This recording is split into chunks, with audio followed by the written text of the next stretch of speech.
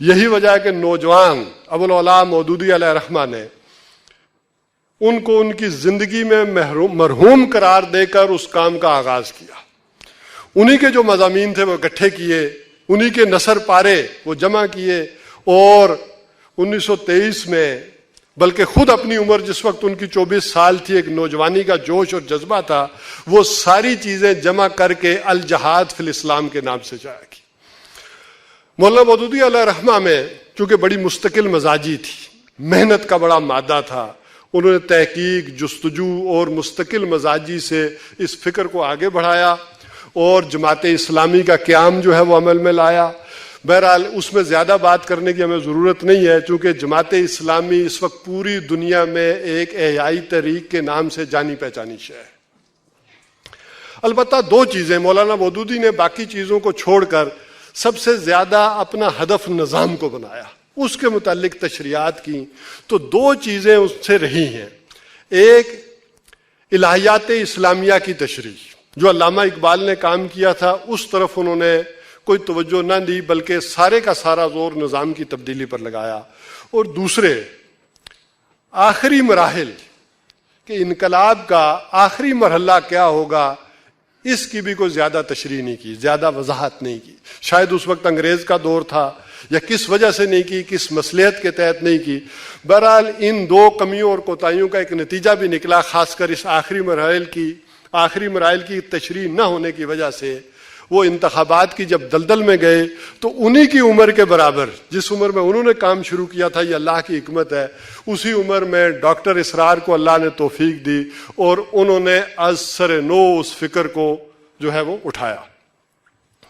اور دونوں کام جو تشنا رہ گئے تھے ان کو پورا کیا.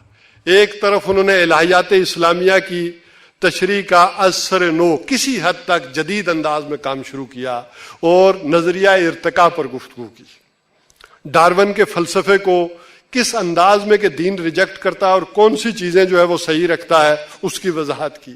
اسی طرح وحدت الوجود، اس کو از سر نو آج کے دور کے لحاظ سے جب واضح کیا.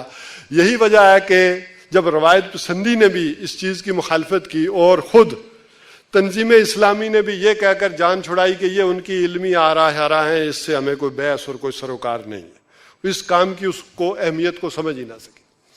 اور دوسری طرف ڈاکٹر صاحب نے منہج انقلاب نبوی کو واضح کیا. ان آخری مراحل کو، تعمیل کے جو آخری مراحل تھے، ان میں ایک ایک سٹیپ کو کس شاندار انداز میں مزین کیا اور وضاحت کے ساتھ اور مثالوں کے ساتھ جو ہے وہ اس کو پیش کیا.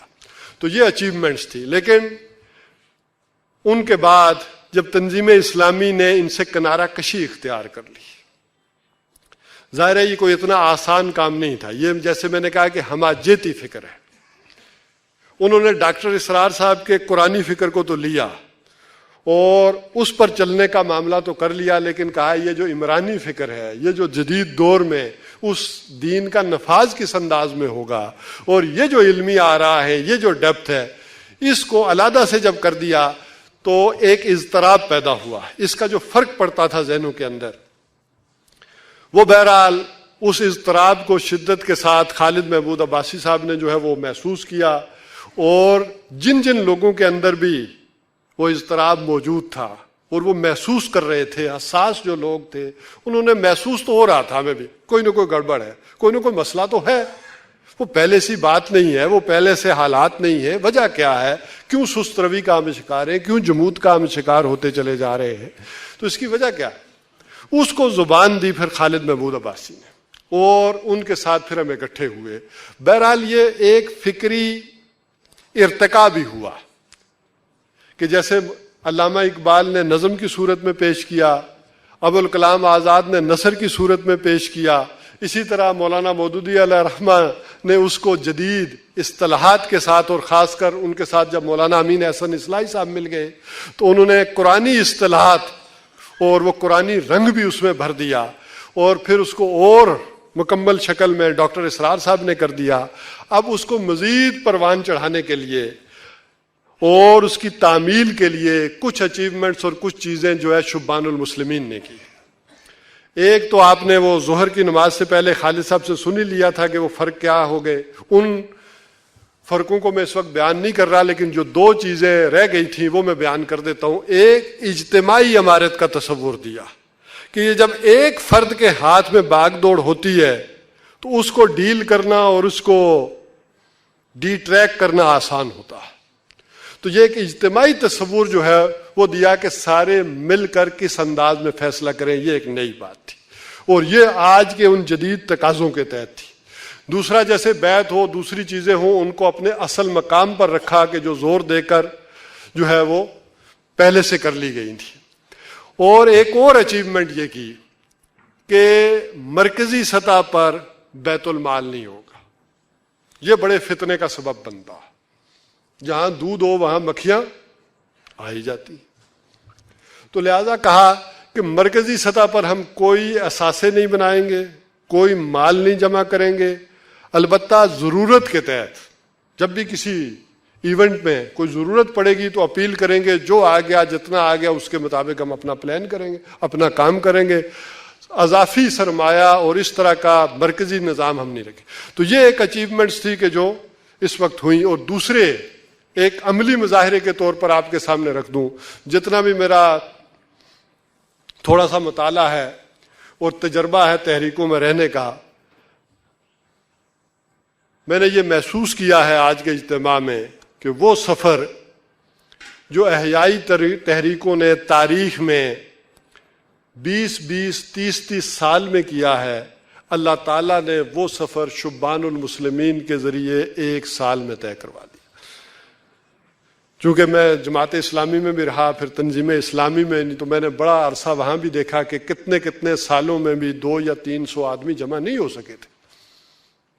خود جب جماعت کا آغاز ہوا یا ڈاکٹر صاحب نے آغاز کیا تو 100 سے کم ہی تعداد تھی، 70-75 کے لگ بھگ ہی تھی دونوں کی، اور کئی سالوں میں جا کر کوئی 200 یا 300 آدمی ہوئے. تو یہ بھی اندازہ ہو رہا ہے کہ آئندہ دنیا میں کیا ہونے والا ہے، کس تیزی سے معاملات آگے بڑھنے والے ہیں. اس کا ایک شعور اور اس کا ایک ادراک جو ہے وہ ہمیں ہونا چاہیے کہ ہم کس مقام پر کھڑے ہیں. بہرحال ان احیائی تحریکوں کے اندر بہت سارا شخصیات کا تسلسل بھی ہوا ہے. یعنی علامہ اقبال فکر کے حوالے سے تو بہت بلند شخصیت، عمل کے اعتبار سے کمزوری. اچھا، ان سے بہتر ذرا ابوالکلام آزاد تھے، ان سے بہتر ذرا سید ابو الاعلیٰ مودودی تھے. تو یہ شخصی ارتقاءات بھی چلتے گئے ہیں آگے کی طرف. اسی طرح ان کی اولادوں پر بھی نظر دوڑائیں تو وہ بھی میں سمجھتا ہوں کہ وہ بھی ارتقائی منازل طے کرتے ہوئے آگے ہی کی طرف بڑھیں گے، اور وہ قافلہ جس کا آغاز وہاں سے ہوا ہے وہ بھی آگے کی طرف بڑھتا ہوا نظر آتا ہے.